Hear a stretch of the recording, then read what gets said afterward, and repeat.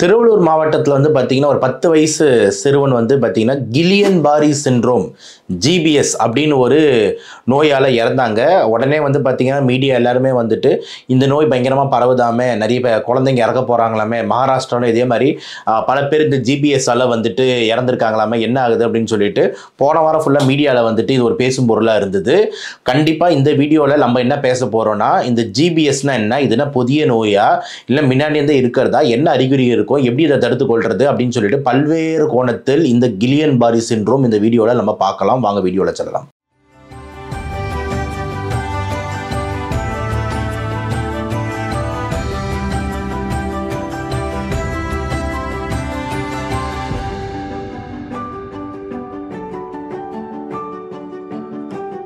GPS Gilligan Barre syndrome பேரை கேட்கும் போதே சும்மா அதிருது இல்லை அப்படின்ற மாதிரி ஒரு டிஃப்ரெண்டான பேராக தான் மக்களே இருக்குது. Guillain Barre syndrome first of all இது வந்து முக்கியமான ஒரு நோயா அப்படின்னு கேட்டிங்கன்னா, எஸ் இது ஒரு முக்கியமான நோய்.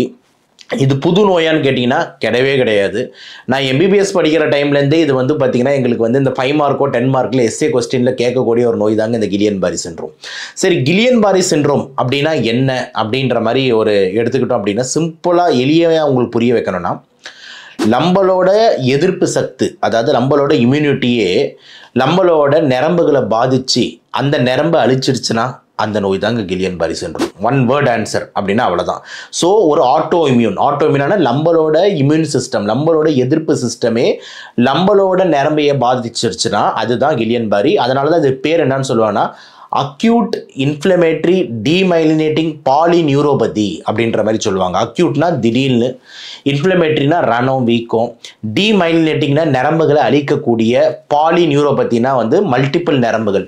ஸோ திடீர்னு ஒரு வீக்கம் வந்து நம்மளோட எல்லா நரம்புகளையும் அழிக்கிறது அப்படின்றது தான் இன்னொரு பேராக வந்து இதுக்கு சொல்லுவோம். கில்லியன் பாரி சிண்ட்ரோம்க்கு இன்னொரு பேர் அக்யூட் டீமைலினேட்டிங் பாலிநியூரோபதி அப்படின்ற மாதிரி சொல்கிறோம்.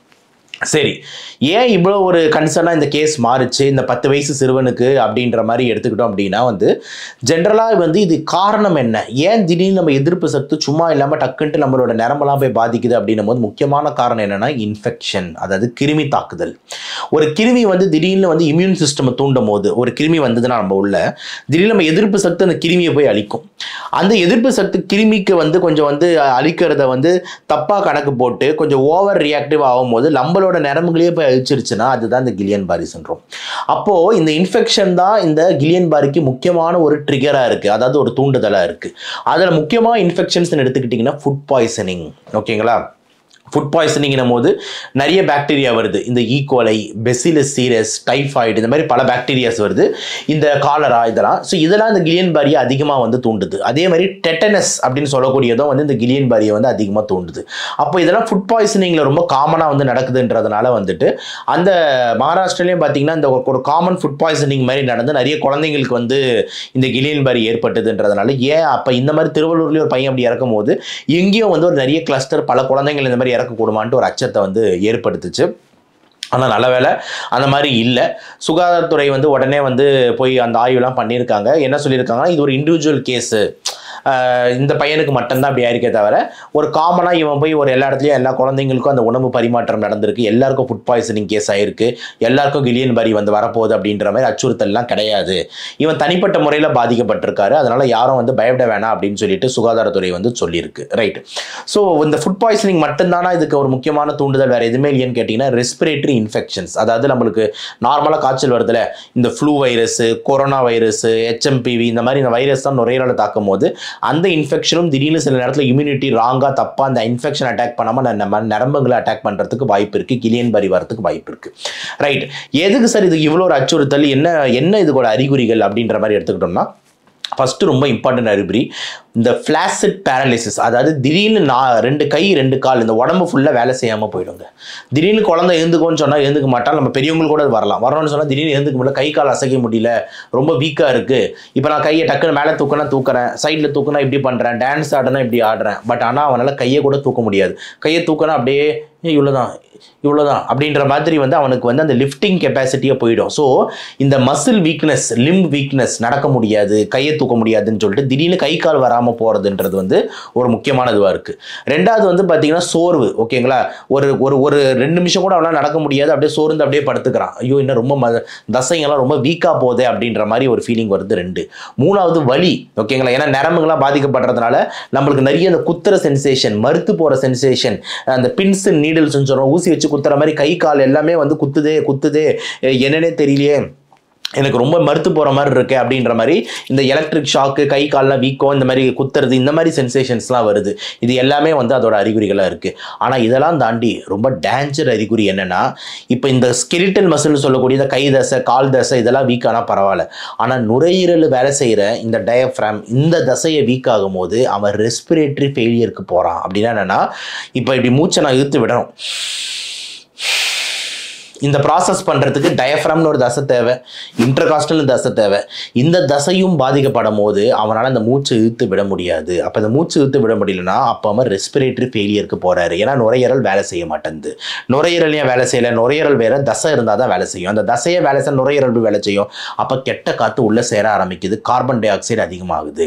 அப்போது ரெஸ்பிரேட்டரி ஃபெயிலியர் தான் ரீசன் ஃபார் டெத் இன் கில்லியன்-பாரி. அதாவது இறப்புக்கு முக்கியமான காரணம் இந்த கில்லியன்-பாரியில் என்னன்னா வந்துட்டு நுரையீரல் ஃபெயிலியர் ஆகிறது அப்படின்றதுல மாற்று கருத்து இல்லை.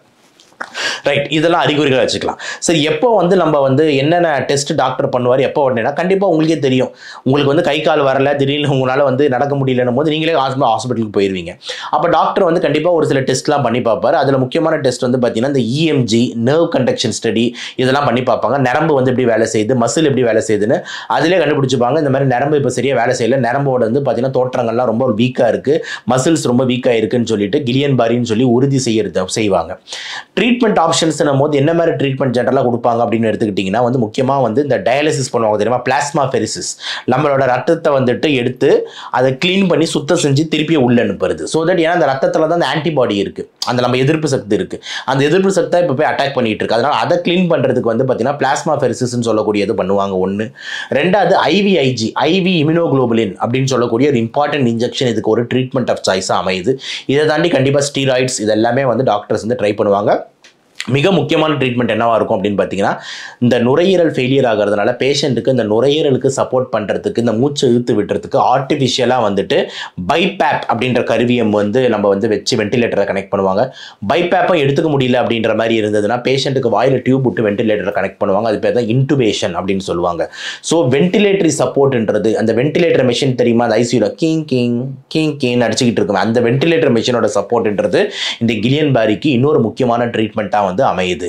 ஸோ கண்டிப்பாக இதெல்லாம் கேட்கும் போது உங்களுக்கு என்ன புரியும்னா, இது ஒரு லைஃப் த்ரெட்டனிங் கண்டிஷன். அதாவது ஒரு சாதா சும்மா சளி காய்ச்சல் நோய் கிடையாது, லைஃப் த்ரெட்டனிங், அதாவது உயிரை பறிக்கக்கூடிய ஒரு நோய் இந்த கில்லியன்-பாரின்றதுல மாற்று கருத்து இல்லை. அதனால ஒரு டஃப் சேலஞ்சிங் சிச்சுவேஷன் தான் வந்துட்டு டாக்டர்ஸ்க்கும் வந்து அமையும். நிறைய கேஸ் வந்து பார்த்தீங்கன்னா இந்த நம்ம வந்து கில்லியன்-பாரினால இறந்ததை வந்து பார்த்துருக்கோம். முக்கியமான விஷயம் என்னன்னா, இது டைரக்டான ஒரு நோய் கிடையாது, இதுவே ஒரு வைரஸோ இதுவே ஒரு பாக்டீரியா கிடையாது. இது வந்து நம்ம எதிர்ப்பு சக்தியை நம்மளுக்கு ஆப்படிக்கிற ஒரு நோய் தான் இந்த கில்லியன்-பாரின்றதுனால தான் ஒரு சோகமான விஷயம். சரி, இப்போ இதை நம்ம தடுத்துக்க முடியுமா, தடுத்துக்கிறதுக்கு ஏதாவது வழி இருக்கானா? கண்டிப்பாக இருக்குங்க. ரொம்ப இம்பார்ட்டண்ட்டாக பார்த்தீங்கன்னா இந்த தடுப்பூசி திருப்பி இங்கே ரொம்ப இம்பார்ட்டண்ட்டாக வருது. ஏன்னா இதை மெயினாக காஸ் பண்ணுறது ஒரு சில இம்பார்ட்டன்ட் பாக்டீரியா அண்ட் வைரஸ் தான், இந்த இன்ஃபெக்ஷன்ஸ் தான் இந்த ட்ரிகர் பண்ணுது அப்படின்றதுனால அந்த வைரஸ் அண்ட் பாக்டீரியா தடுக்கிறதுக்கான தடுப்பூசி, இப்போ எக்ஸாம்பிள் நுரையீரலுக்கு வர ஃப்ளூவாக இருக்கட்டும், கொரோனா இருக்கட்டும், ரெண்டுத்துக்குமே தடுப்பூசி இருக்குது. அப்போ அந்த தடுப்பூசிங்களை வந்து இந்த குழந்தைங்க கரெக்டாக போட்டுட்டாங்க, அந்த இம்யூனைசேஷன் ஷெடியூல் நம்ம ஒரு வீடியோ போட்டிருந்தால அது பிரகாரம் போட்டிருந்தாங்கனால நல்ல விஷயம். ரெண்டாவது முக்கியமான இன்னொரு தடுப்பூசி வந்து டெட்டனஸ். ஓகேங்களா, டெட்டனஸ்ன்ற ஒரு தடுப்பூசி இருக்குல்ல, இந்த டெட்டனஸ் டிடின்னு சொல்லுவோம்ல, அந்த டிடி தடுப்பூசியை வந்து பார்த்தீங்கன்னா டெட்டனஸ் டாக்சைடு தடுப்பூசி வந்து போடுறது ரொம்ப ரொம்ப இம்பார்ட்டன்ட். இது எல்லாமே ப்ரிவென்ஷனுக்கு ரொம்ப யூஸ்ஃபுல்லாக இருக்குது. 1. இதை தாண்டி ரொம்ப இம்பார்ட்டன்ட் வந்து பார்த்தீங்கன்னா, முடிஞ்ச அளவுக்கு நம்ம ஃபுட் ஹைஜீனை மெயின்டைன் பண்ணுறது. ஸோ எல்லாம் வந்து நம்மளுக்கு ஏதாவது ஒரு பொருள் கிடைக்குது சாப்பிட்றதுக்குன்னா உடனே போயிட்டு எந்த கடைன்னு பார்க்காம, எந்த இடம்னு பார்க்காம, கையேந்தி பவனோ இல்லைனா தள்ளுவண்டி பவனோ இல்லைனா வந்து எந்த பவன்னு டக்குன்ட்டு நம்ம அடிக்காமல் கொஞ்சம் யோசித்து சுகாதாரிச்சு இந்த இடத்துல சுகாதாரம் இருக்கா, கரெக்டாக செய்வாங்களா அப்படின்ட்டு 1க்கு ஒரு 10 மடங்கு நம்ம யோசித்து தான் அந்த பொருளை நம்ம வாயில் போடணுன்றது ரொம்ப இம்பார்ட்டன்ட் பாயிண்டா இருக்கு. அப்ப முடிஞ்ச அளவுக்கு இந்த வீட்லயே வந்து சமைச்சு நம்ம சாப்பிடுறதுன்றது இம்பார்ட்டன்ட் ப்ரிவென்ஷனா அந்த கில்லியன்-பாரிக்கு வந்து அமையுது. ஏன்னா ஃபுட் பாய்சனிங் தான் இதுக்கு மெயின் ட்ரிகர்ன்றதுனால ஃபுட் பாய்சனிங் நடக்கிறதே வெளி சாப்பாடுனால தான் முக்காவாசி அப்படின்னும் போது அதில் நம்மளுக்கு இம்பார்ட்டன்ஸ் கொடுக்க வேண்டியது இருக்கு. மூணாவது முக்கியமான விஷயம், சார் சாப்பாடு நாங்கள் எங்கள் ரெஸ்டாரண்ட் சூப்பராக தான் சார் போடுறோம், நீங்கள் தான் பிரச்சனை. அப்போ நீங்கன்னா யார், எப்படி சாப்பிடுவோம் எல்லாரும், கையில் தான். அப்போ கை கழுவுதல்ன்றது இங்கே ஒரு முக்கியமான பாயிண்ட்டாக அமையுது. ஸோ ஃப்ரீக்வெண்ட் ஹேண்ட் வாஷிங், ஒரு வாட்டியும் சாப்பிட்றதுக்கு முன்னாடி கையை கழுவுறது, சாப்பிட்டதுக்கு அப்புறம் நல்லா சோப் போட்டு கையை கழுவுறது. ஏன்னா உங்களுக்கு தெரியும் இந்த கைன்றது வந்து பார்த்தீங்கன்னா ரோட்டில் போவோம், பல பொருட்களை பார்க்கும், எல்லாம் கை வைப்போம், பல பேருக்கு கை கொடுப்போம், பல பேர் கட்டி அணைவோம். அப்படின்னும் போது எந்த கிருமி கையில் இருக்குன்னு நம்மளுக்கு தெரியாது. மண்ணில் விளையாடுவோம், பீச்சுக்கு போவோம், பார்க்குக்கு போவோம், எக்ஸசைஸ் பண்ணுவோம், ஜிம்மில் இருப்போம். ஸோ நூறுக்கணக்கான விஷயத்தை இந்த கைகள் தான் போய் பிடிக்குதுன்னும் போது அந்த கிருமிகள் கையில் தான் ஒட்டிக்கிட்டு இருக்கு. அப்போ அந்த கையிலேயே டக்குன்ட்டு அதை நல்லா ஜிம்மெல்லாம் ஒர்க் அவுட் போட்டு பார்க்லலாம் விளையாடிட்டு நல்லா எக்ஸசைஸ் பண்ணிட்டு டக்குன்ட்டு வந்து ஒரு பர்கர் கடையில் உட்காந்து பர்கரை பிடிச்சி சாப்பிடும் போது அந்த பர்கரில் வந்து என்ன இருக்குது, இந்த கையையும் யூஸ் பண்ணுறீங்க, அப்போ வந்து உள்ளே போகுது. அப்போ அந்த ஹேண்ட் வாஷிங்ன்றது எவ்வளோ இம்பார்ட்டன்ட்னு பாருங்கள். நிறைய பேர் கை சாப்பிட்டதுக்கப்புறம் கழுவுறதானே தவிர முன்னாடி கழுவுறதே நிறைய பேர் பண்ணுறதில்ல. அப்படின்னும் போது பிஃபோர் ஈட்டிங் தான் நீங்கள் ஹேண்ட் வாஷ் பண்ணுறது ரொம்ப முக்கியம். ஓகேங்களா, அந்த இடத்த தான் நம்ம வந்து எல்லாருமே இம்பார்ட்டன்ஸ் வந்து கொடுக்கணும். ஸோ பிஃபோர் ஈட்டிங் கண்டிப்பாக அந்த ஹேண்டை வந்து கரெக்டாக சுத்தம் செய்யறது அப்படின்றது ரொம்ப முக்கியமான கான்செப்டாக வந்து அமையுது. ஒரு நிமிஷம் சோப் போட்டு நல்லா தேய்ச்சோம்னாலே கிருமிகள் எல்லாமே முக்கால்வாசி 99% அழிஞ்சிருதுங்க.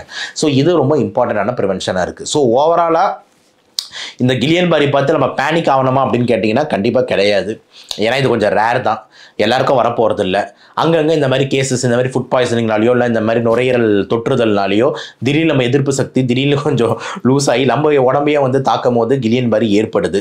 ஆனால் இதை நம்ம தடுத்துக்க கொள்ள முடியுமானா கண்டிப்பாக முடியும். வேக்சின்ஸ் வந்து கண்டிப்பாக கரெக்ட் டைமில் போடுறது, அதுமாரி கரெக்டான ஃபுட்டை சாப்பிட்றது, ஹேண்ட் வாஷிங் மூலியமாக நம்மளால் தடுத்துக்க முடியும். இது ஒரு டேஞ்சர் நோய்னா கண்டிப்பாக எஸ். ஆனால் இப்போ வந்து எல்லாருக்கும் இங்கே பரவிட்டு இருக்கானா இல்லவே இல்லை. ஓகே, அதனால் யாரும் அச்ச கொள்ள வேண்டாம். நான் சொன்ன மாதிரி தானே இப்போ இந்த ஹெச்எம்பிவி நடந்தது. ஹெச்எம்பிவி வைரஸ்ன்னு சொல்லிட்டு சைனாவில் அடுத்த கொரோனாவா லாக்டவுனை நாங்கள் ஏதாவது அறிகுறி இருக்கா, இதை தான் நான் சொன்னேன். அந்த மாதிரி எதுவும் ஆகாது. அப்படி ஆச்சுன்னா சைனாவை கேள்வி கேட்போன்ட்டு அந்த மாதிரி ஆகவே இல்லை. அப்போ அதனால் வந்து யாரும் பயப்பட வேண்டிய அவசியம் கிடையாது. அதே மாதிரி தான் கில்லியன் பாரியும் அங்கங்கே ஒரு கேஸ் வருமே தவிர கிளஸ்டராக வந்துட்டு ஃபுட் பாய்சனிங் நடத்தினா தான் வரும். அதனால் முடிஞ்ச அளவுக்கு சாப்பாடை ஹோட்டல் ஆளுங்க தரமாக போடுங்க. ஓகேங்களா, ஒரு 5-10 ரூபா கூட்டி கூட வாங்கிக்கோங்க. ஆனால் தரமான சாப்பாடை போடுங்க. கெட்டு போன சாப்பாடு, அழுகி போன சாப்பாடு இந்த மாதிரிலாம் யூஸ் பண்ணாதீங்க. மக்களும் ரொம்ப தேவை இருந்தால் மட்டும் வெளியே சாப்பிடுங்க. எல்லாரும் வந்து பார்த்தீங்கன்னா முடிஞ்ச அளவுக்கு நீங்களே உங்கள் கையால் சமைச்சு சாப்பிட்றது, வீட்டில் சாப்பிட்றதுன்றது பெஸ்ட்டு கான்செப்டாக இருக்குன்றதுல எந்த மாற்ற கருத்தும் இல்லை. ஸோ கில்லியன் பாரி எஸ் ஒரு மோசமான நோய், ஆனால் ரொம்ப ஃப்ரீக்வெண்ட்டானு கேட்டிங்கன்னா கிடையாது. இந்த வீடியோ ரொம்ப யூஸ்ஃபுல்லாக இருக்கும்னு நினைக்கிறேன். இந்த வீடியோ கண்டிப்பாக லைக் பண்ணி ஷேர் பண்ணுங்கள். மீண்டும் இன்னொரு வீடியோவில் சந்திப்போம். அதுவரை நன்றி, வணக்கம்.